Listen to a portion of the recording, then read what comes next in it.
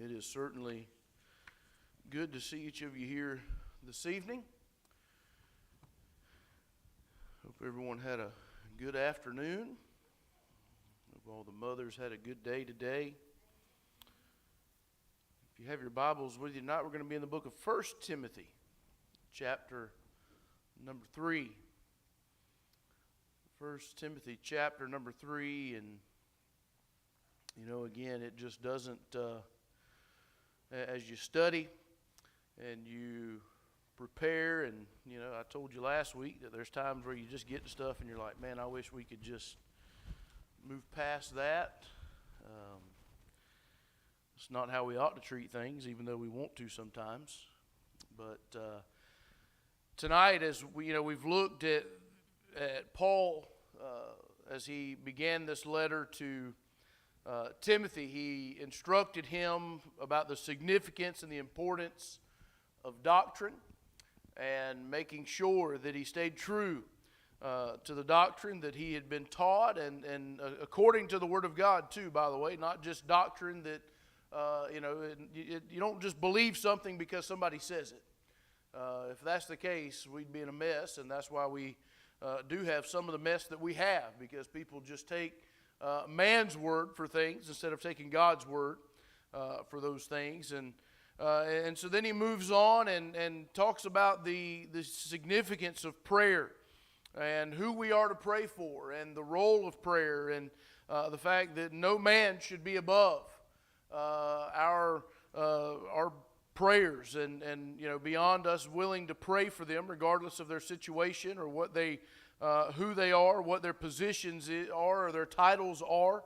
And then last week we looked at a little bit of I ain't going to say a touchy subject, but it can be a difficult one when you begin talking about the roles of individuals, especially when you break it down into male and female, men and women, and their roles in worship, and how Paul had instructed Timothy that things ought to be. And then we move down into chapter 3, and that's where we're going to be at tonight, and we're going to look in verse number 1, and we're going to see, most Bibles probably have this chapter, the beginning of this chapter, labeled with qualifications for bishops or pastors. And we're going to look at that tonight, and I want to share with you just a little something that I found. I thought it was, it's a facetious account called The Perfect Pastor, but far from it. But it says this. It says, number one, this is what makes a perfect pastor. After hundreds of years, the perfect pastor has been found. It says he's the church elder who will please everyone. He preaches exactly 20 minutes and then sits down.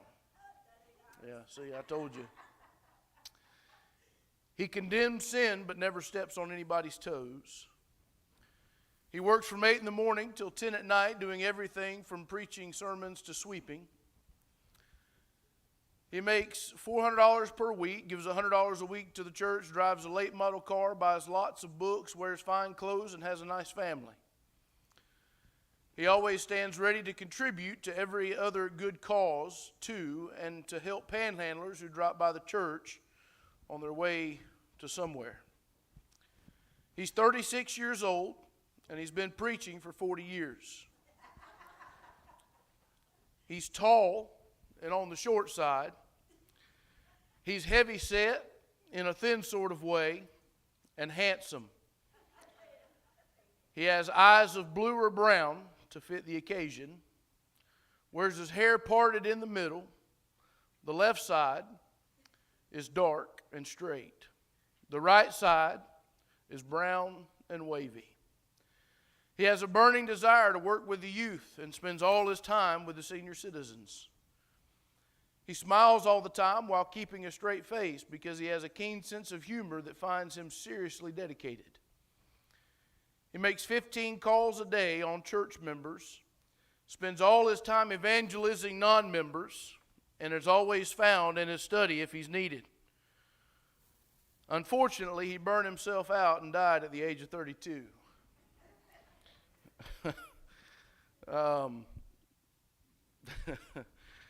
You remember Paul left Timothy at Ephesus to work out some issues in the church, and it wasn't long after his departure Paul wrote Timothy this letter, and we look at it, and we're going to begin reading here in verse number 1 of 1 Timothy chapter 3. And it simply says this: "This is a true saying, if a man desire the office of a bishop, he desireth a good work. A bishop then must be blameless, the husband of one wife, vigilant, sober, of good behavior, given to hospitality, apt to teach, not given to wine, no striker, not greedy of filthy lucre, but patient, not a brawler, not covetous, one that ruleth well his own house, having his children in subjection with all gravity. For if a man know not how to rule his own house, how shall he take care of the church of God? Not a novice, lest being lifted up with pride he fall into the condemnation of the devil. Moreover, he must have a good report of them which are without, lest he fall into reproach and the snare of the devil." Again, the qualifications that are listed here. It's important to understand, not to confuse things, because anybody can and should serve God. Amen? Anybody can and should. Everybody has the opportunity and the ability to serve God. Every Christian should serve according to their unique gifts and their abilities, but God saw fit to give certain positions specific qualifications. And the greater the responsibility, the higher expectation for their ability, their conduct, and their character. And so here in chapter 3, there's two positions that are of leadership in the local church that Paul addresses. And he addresses the first that we've looked at here in verses 1 through 7 of a pastor. And then later on in verses 8 through 13, he addresses that of a deacon. And so as we look at this in verse number 1, he says, "This is a faithful saying, if a man desire the office of a bishop, he desireth a good work." So this deals with the call of this leader, and this is the second use of faithful of 5, where Paul uses that phrase, faithful sayings. These occur in 1 Timothy chapter 1, chapter 3, chapter 4, 2 Timothy chapter 2, Titus chapter number 3, and these faithful sayings are, if you remember, in a lot of times in the Gospels, Jesus would use the phrase, "Verily, verily." What was Jesus saying whenever he said, "Verily, verily"? Truly, truly. He's saying, "Truly, truly." And when Jesus used those words, he wanted people to pay attention. He wanted people to pay attention, because what he was saying is important. And that's what Paul is doing here whenever he says this is a true or a faithful saying. He said, I want you to pay attention. I want you to listen, because this is of the utmost important. And he's underlining, therefore, a fundamental principle. And the principle that he's underlining is the fact that the pastor's job is a noble calling. It's a noble calling, and he's underlining that. And so when he says, if a man desires the office of a bishop, that he desires a good work. Paul, by the way, is not condoning selfish ambition for the position.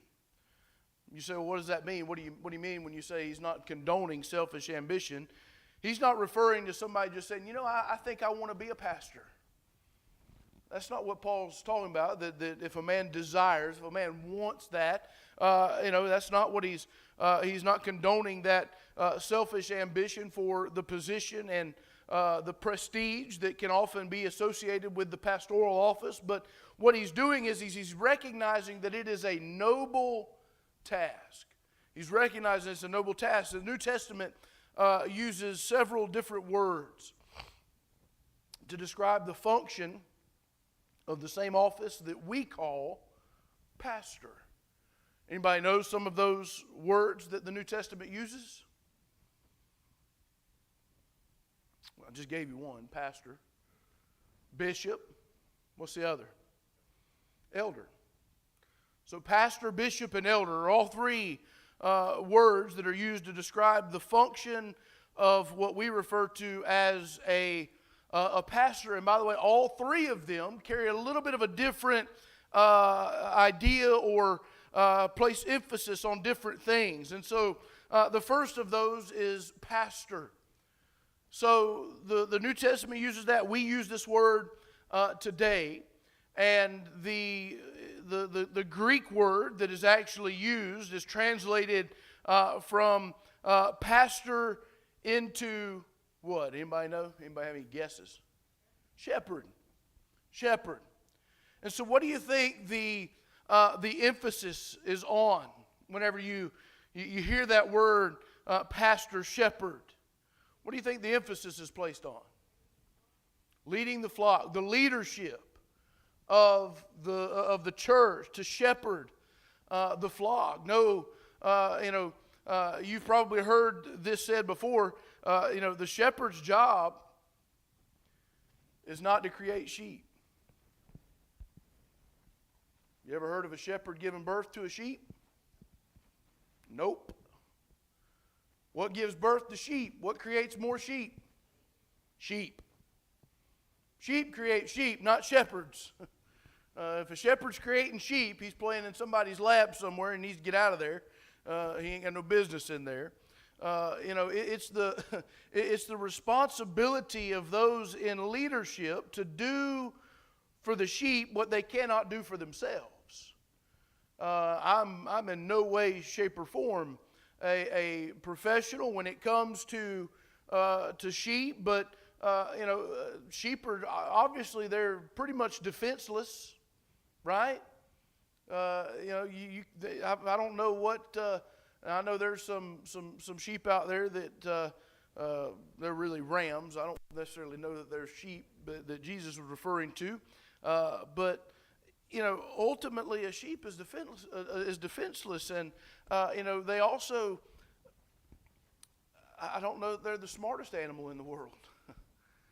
I could be wrong, but I do know that you put a sheep out in the field and they'll just eat it down to the dirt.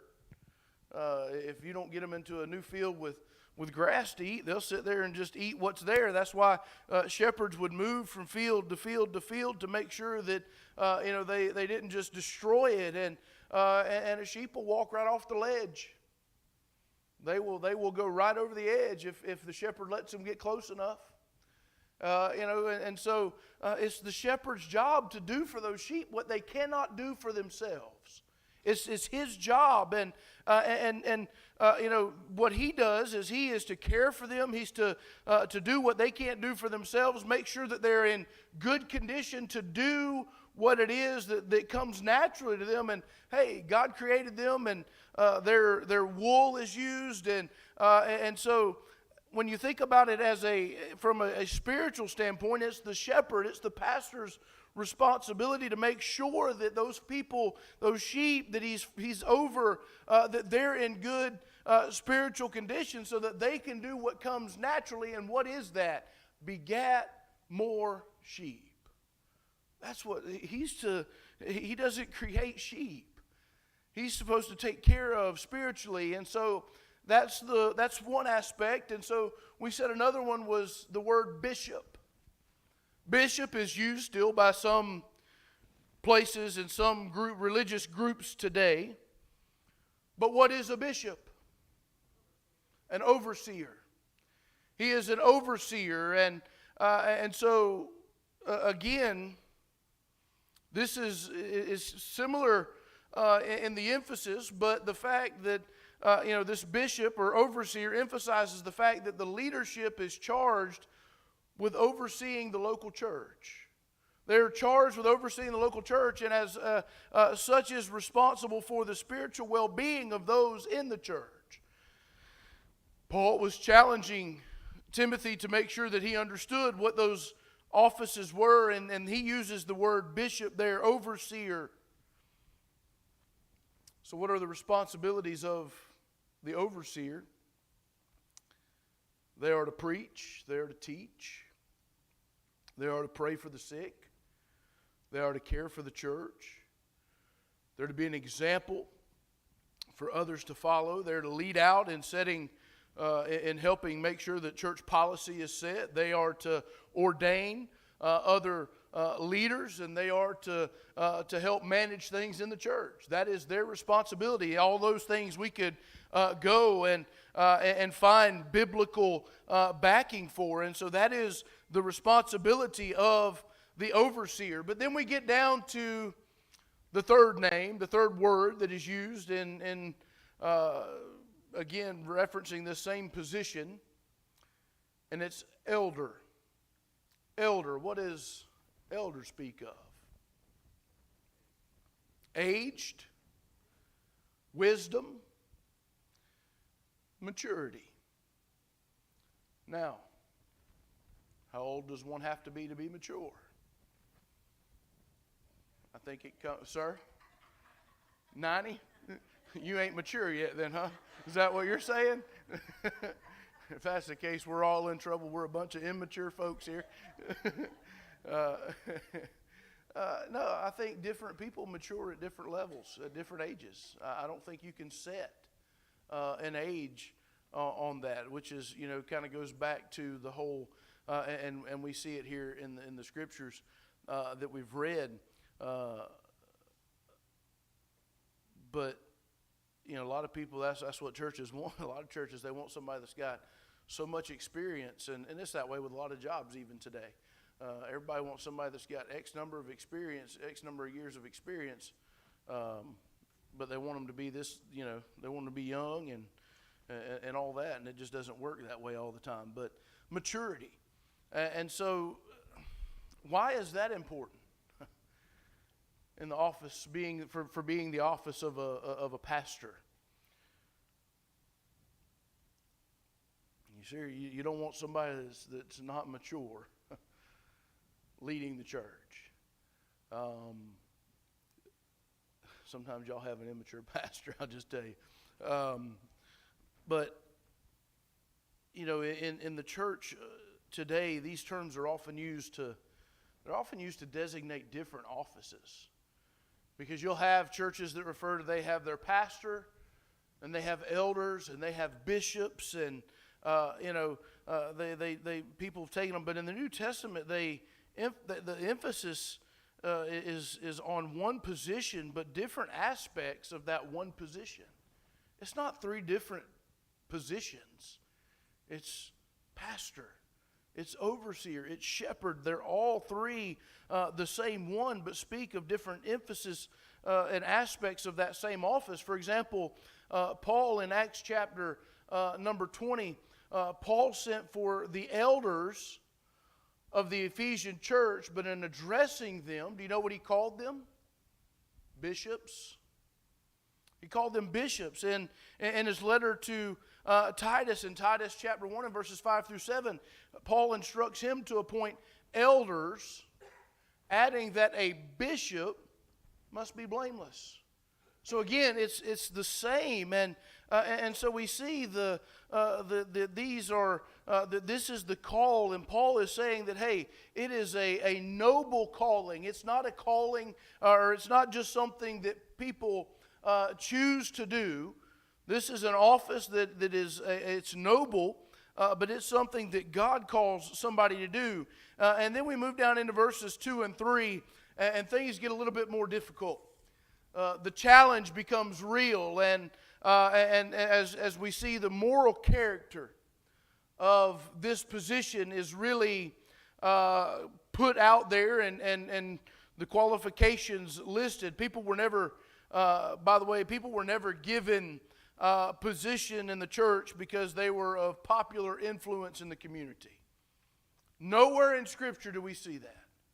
Nowhere do we see that because someone had so much influence, or maybe they were given a position because they were financially stable or had X number of dollars, or maybe somebody given a position because they were, the church was afraid that if they didn't get the position, they'd get mad and leave the church.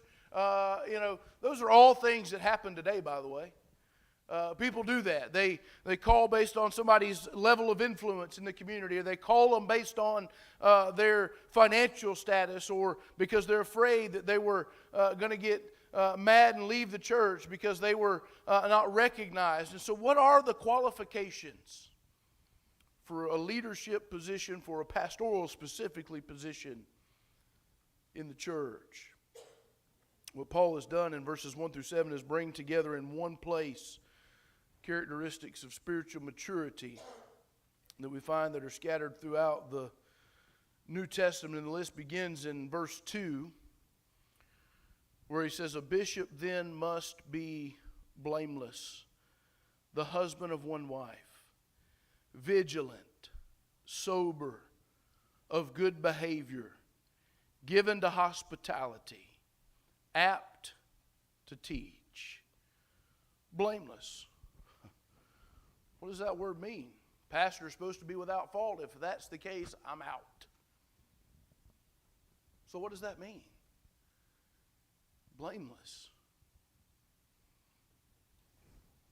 Anybody? This is important to know, by the way, as a church. It's important to know these things. Guard your testimony. Having a good rapport. Honest.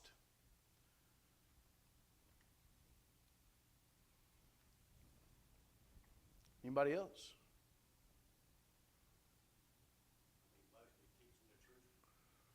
Teaching the truth.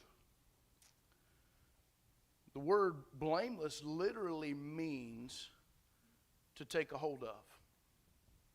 To take a hold of. So what does that mean? It means that there should be nothing in the life of that individual for Satan or an unsaved world that you can get a hold of and tear down that ministry.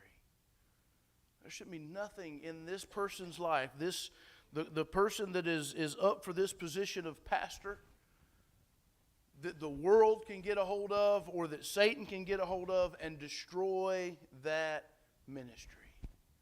He's to be blameless. That doesn't mean that he doesn't make mistakes. That doesn't mean that he doesn't have faults or failures or shortcomings.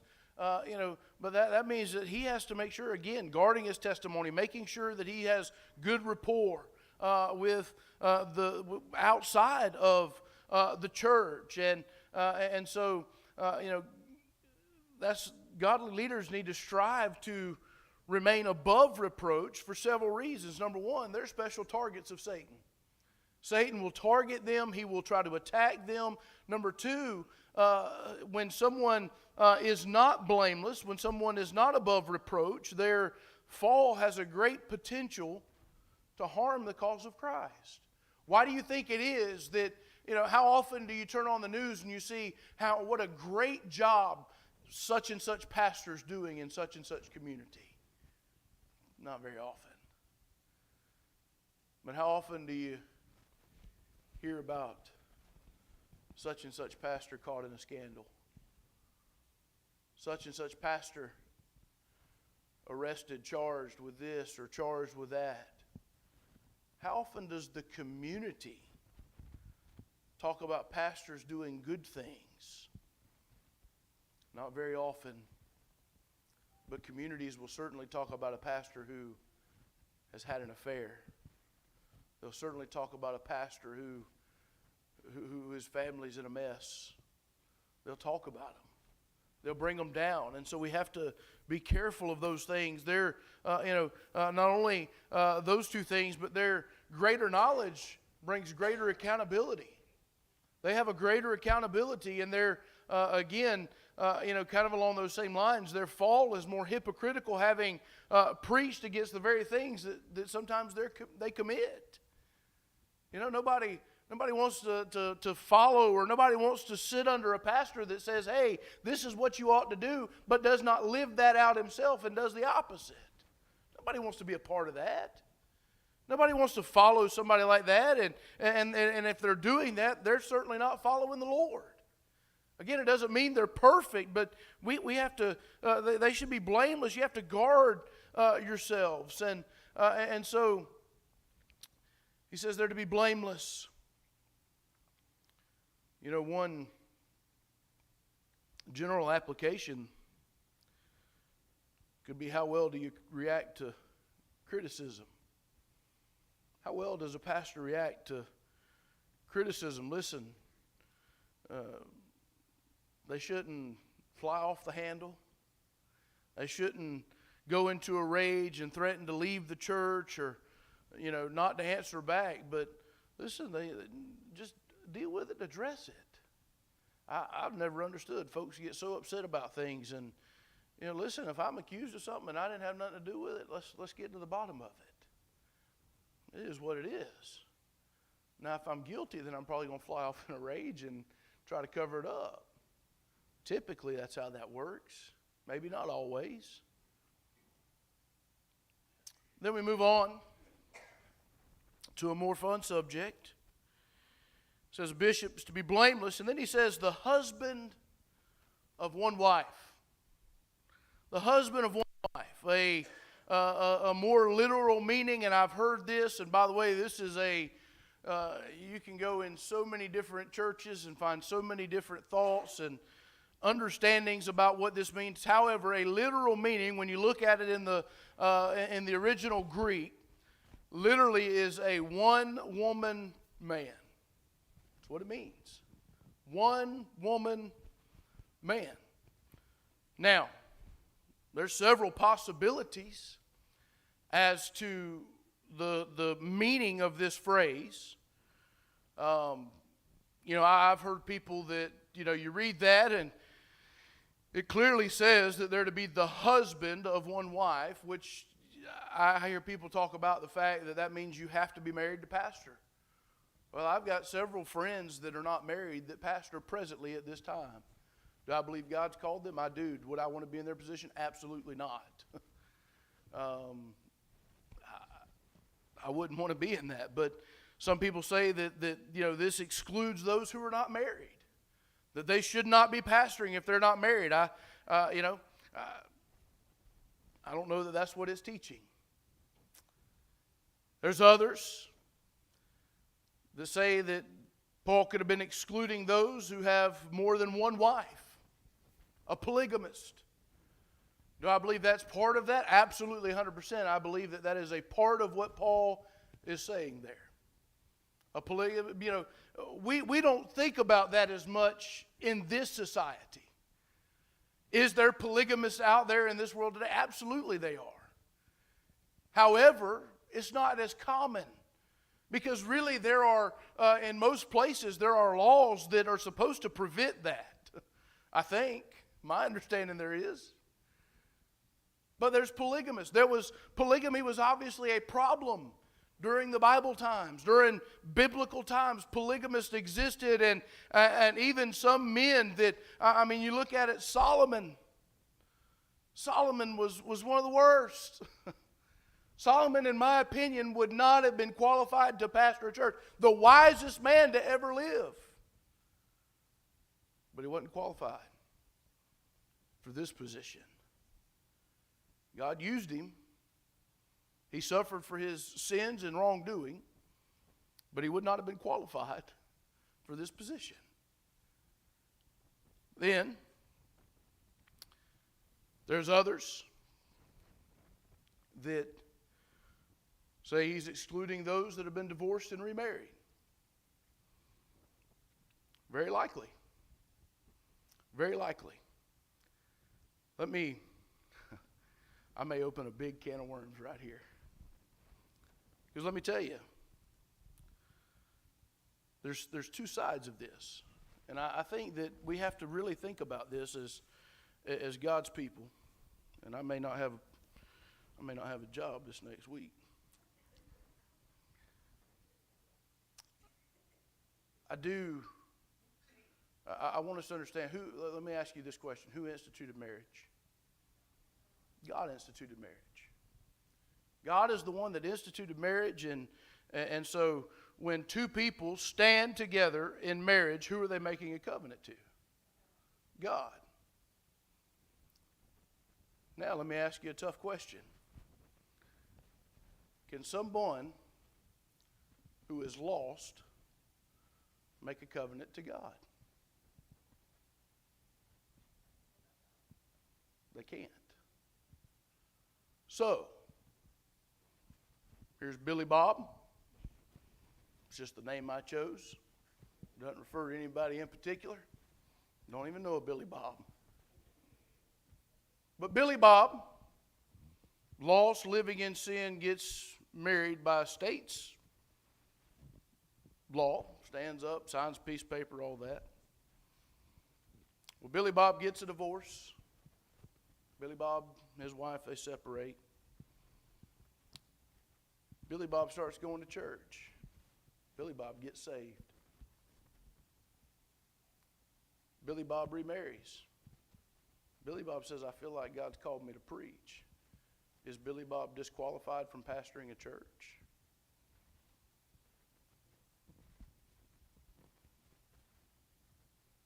Was his covenant to God acknowledged?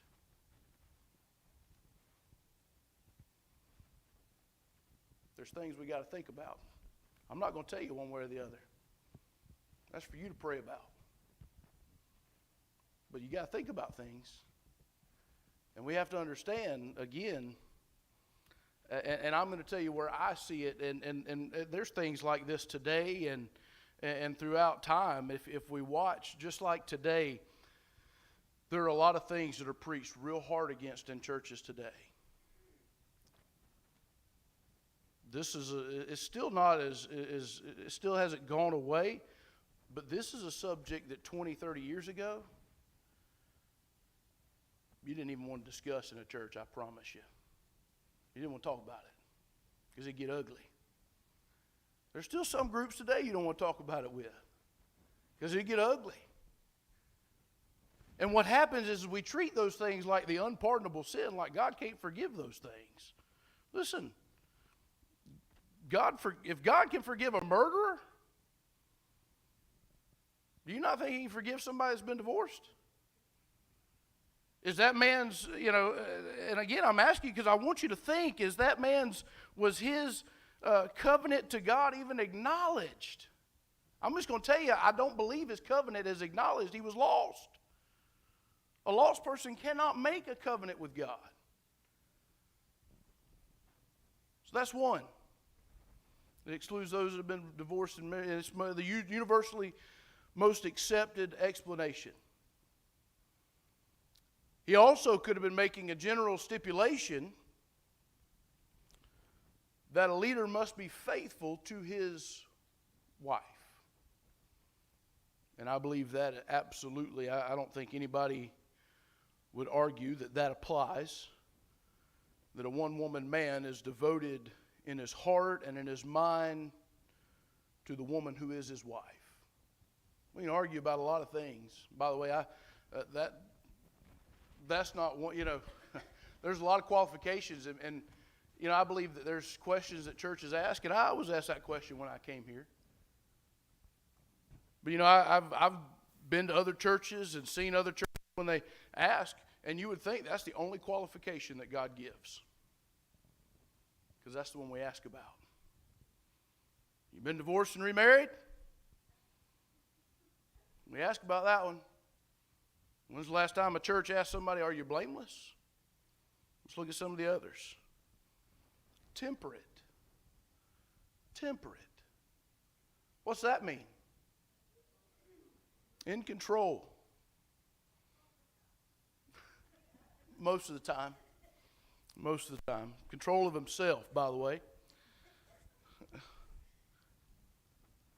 Listen, a pastor is someone who should be and can be counted on to give sensible, sober judgment. Sober-minded. What does that mean? Ma'am? Serious? He ought to have a serious attitude. I think he ought to have a serious attitude. He ought to be serious about his work. And listen, that does not mean that they cannot possess a sense of humor. I'll be honest with you, I don't know that any man can pastor very long if they don't have a sense of humor. They won't last very long. Hospitable.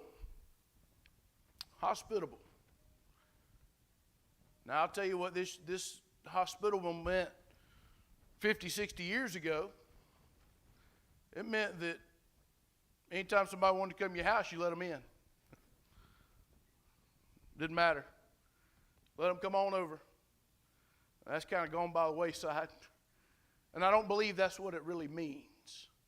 However, what it does, and I believe it, a pastor should be a man with an open door. Not necessarily in his home all the time, but his people should know that he's never too busy to help them if they call on him. That he's always going to be there. Apt to teach. Well, it's pretty simple. What does that mean? Willing to teach, capable and competent to teach. He should be capable to do that. And the list continues down into verse number 3. Not given to wine, no striker, not greedy of filthy lucre, but patient, not a brawler, not covetous. Not given to wine. One commentator said it this way. He said the way in which the apostles mentions the subject of wine here would lead us to suppose that he did not mean to commend its use in any sense, that he regarded its use as dangerous, and that he would wish ministers to avoid it altogether. Some argue about, what about Paul tells Timothy to drink a little wine for the stomach's sake, and understand that in ancient times most people consumed wine since it was the staple liquid to drink. The water, they didn't have water filtration, so they didn't have wells like we have. And water was impure, and the mixing the wine with water, not only did it significantly dilute any alcohol that may have been in it, but it purified the water as well. And so a mixture of 8 parts water to 1 part wine was very common. That's basically, you're going to be drinking grape juice by the time you get that diluted to that point. And Timothy was even reluctant to take mixed wine. So he wanted to set an example that would cause someone not to stumble, and so he was committed to that. And Paul had to tell him no longer to drink water exclusively, use a little wine for the sake of your stomach, because of the fact that the water, if you drink that straight water all the time, you're going to be sick. And so he wanted him to make sure that it was for his health reasons, and because the drinking the water was certainly contributing to his poor health. And then he says, no striker. No striker. Don't be somebody who's always looking for a fight. There are pastors out there like that, by the way. They're just looking for it. No matter which way they turn, they're looking for a good fight. And, listen, a godly leader is to be the opposite of the man who's always looking to settle an argument with his fists. And then he says, not greedy of filthy lucre. What is lucre? Money. Not greedy for money. The position of a pastor is, a pastor should not use the ministry as a means of enriching himself.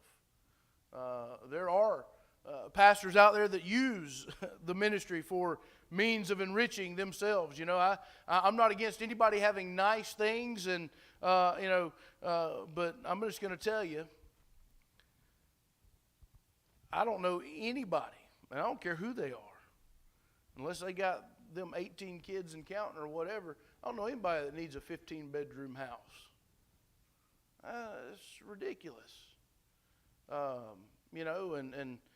think of the money, some of these pastors that are out there, and I use that term loosely in referring to them, but, they've got these big mansions, and, they've got all these, and by the way, they have not just one mansion, but some of them have multiple mansions in multiple places, and, they didn't even call me and ask me if I wanted a vacation to one of them this year. But I think about those things, and I think about the money that could be used from that. If they would just buy a sensible home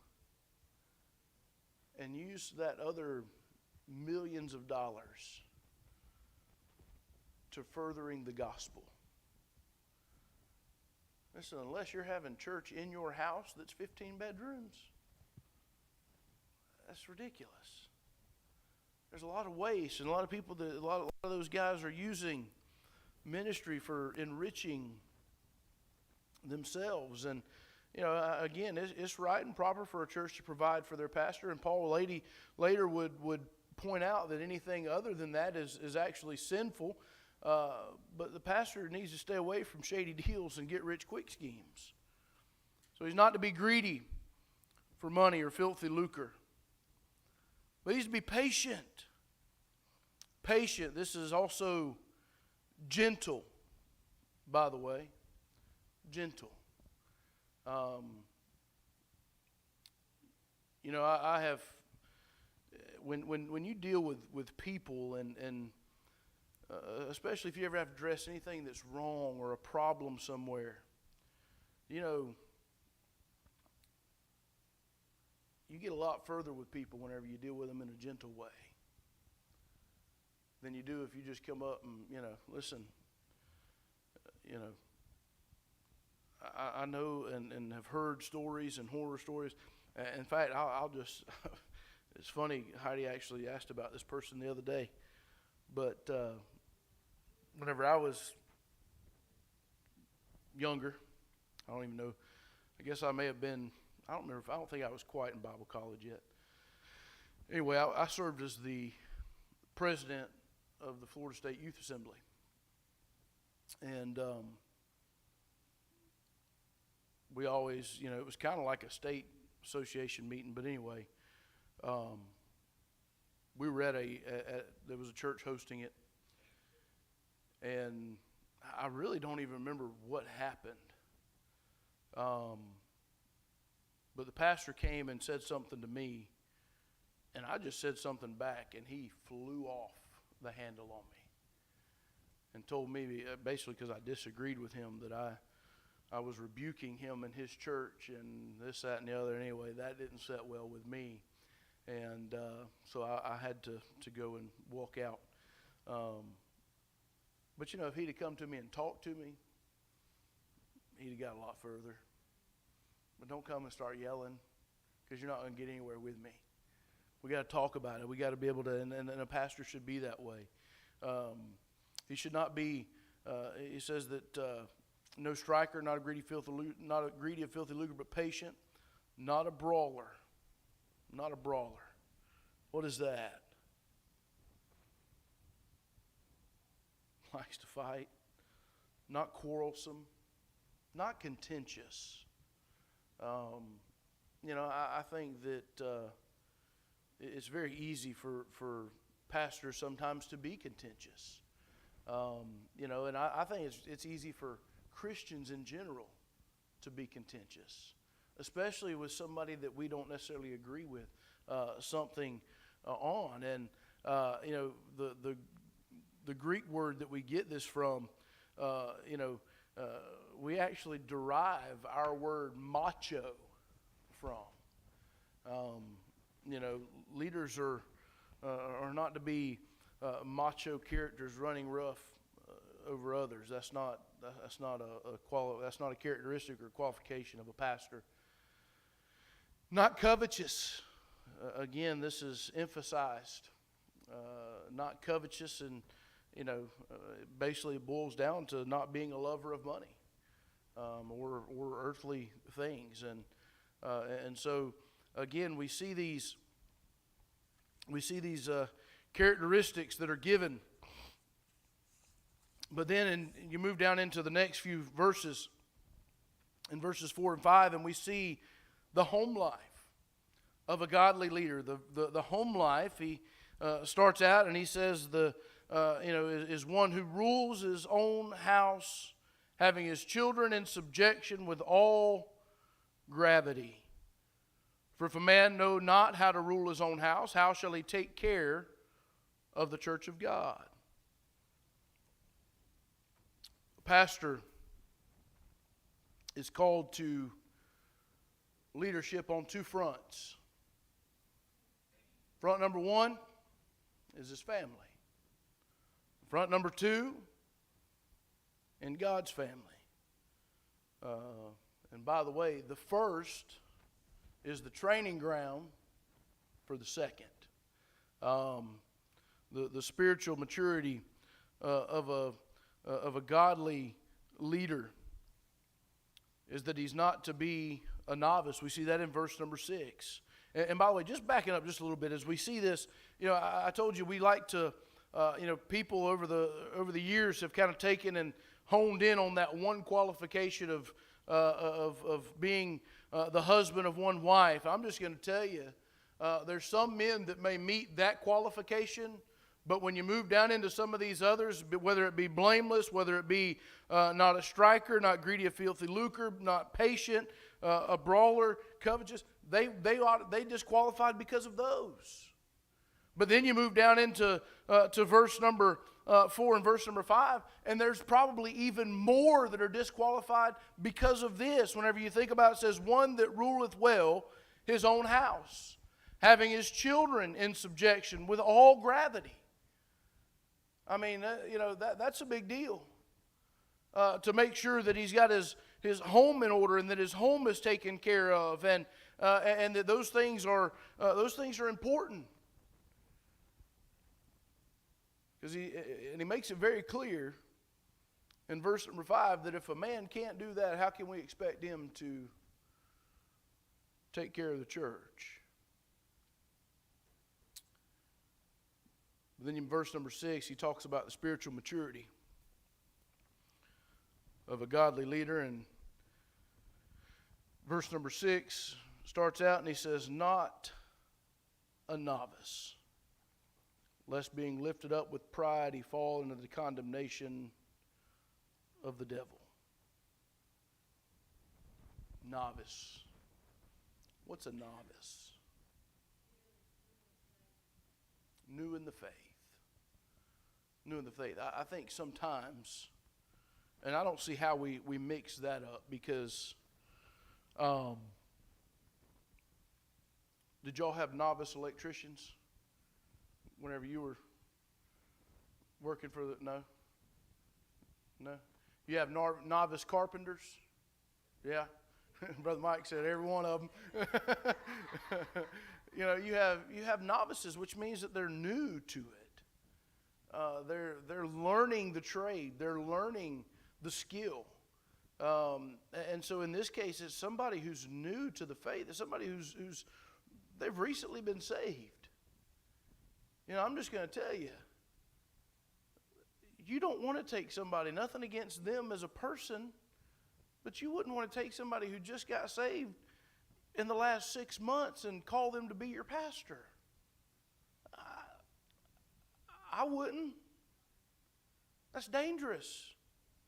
They're a novice. They're still learning. And so novice is not, I have a friend of mine that he went and view of a call to a church one time, and he had a man that flat out told him. Now this was, the friend of mine he was finishing up his last year of Bible college, and he was saved at a young age. And so he went to this church in view of a call, and when they voted, there was one man that voted not to call him.